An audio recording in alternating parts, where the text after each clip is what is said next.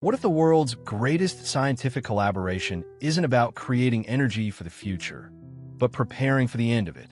As the oil wells dry and the dollar cracks, a hidden network of 2030 projects aligns like pieces of a final blueprint, a silent countdown to doomsday disguised as progress. The International Thermonuclear Experimental Reactor, ITER, is not merely a scientific experiment.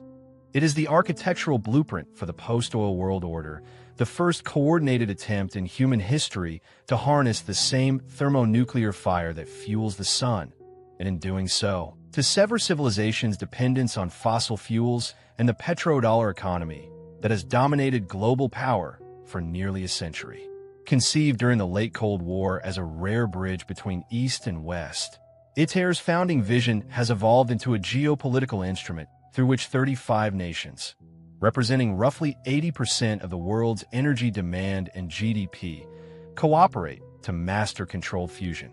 The reactor, rising from the red earth of southern France, is a tokamak, a colossal magnetic ring designed to compress plasma of hydrogen isotopes, deuterium and tritium, to more than 150 million degrees Celsius, where nuclei merge and release energy according to the laws of mass energy conversion.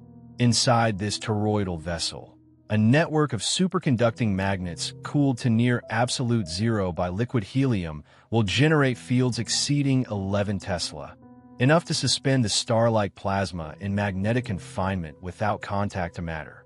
The goal is a sustained output of 500 megawatts of fusion power from 50 megawatts of input, an experimental Q equals 10 gain that would demonstrate the principle of net positive fusion energy on Earth for the first time. Behind this technical mission, however, lies an economic metamorphosis. If successful, ITER will render obsolete the global oil infrastructure that props up the petrodollar system, a structure that since the mid-20th century has bound currency valuation, military logistics, and national sovereignty to the flow of petroleum. Fusion, by contrast, runs on hydrogen isotopes extracted from seawater and lithium, resources abundant across the planet and free from cartelization. The result would be a decentralized energy economy, one in which power no longer depends on drilling, transport, or the geopolitical choke points of fossil supply lines, but on the capacity to replicate and control miniature suns in magnetic chambers. For this reason, ITER represents not only a technological breakthrough, but the potential dethronement of the oil-dollar alliance, a quiet revolution that could realign nations, industries, and currencies. The fall of oil as the world's strategic resource implies the weakening of petrostate influence, the restructuring of defense economies, and the emergence of new forms of energy-backed digital finance that will define the next world system. The shift is not immediate. ITER will not generate commercial electricity, but it is the first domino in a 100-year transformation. Once the physics is proven, modular reactors called Demo and Proto will follow, compact enough to power cities or data centers autonomously, altering trade patterns, energy sovereignty, and even the architecture of war. Thus, while the public face of ITER is pure science, its deeper consequence is the reprogramming of planetary power itself. From carbon to plasma, from oil to light, from the hegemony of the dollar to a new currency backed not by barrels or bonds, but by the control of artificial stars.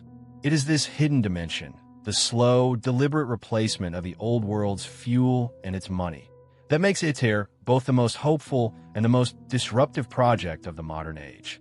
The ITER project is not developing in isolation. Its 2030's milestone, the period when the first sustained plasma ignition is planned, coincides with a web of other global transition projects, forming what many observers view as a synchronized map of planetary transformation.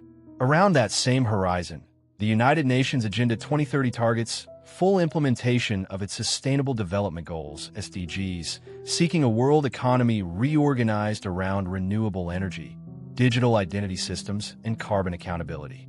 The World Economic Forum's Great Reset framework aligns with the same decade, aiming to rebuild global finance and trade along low-carbon, data-driven lines.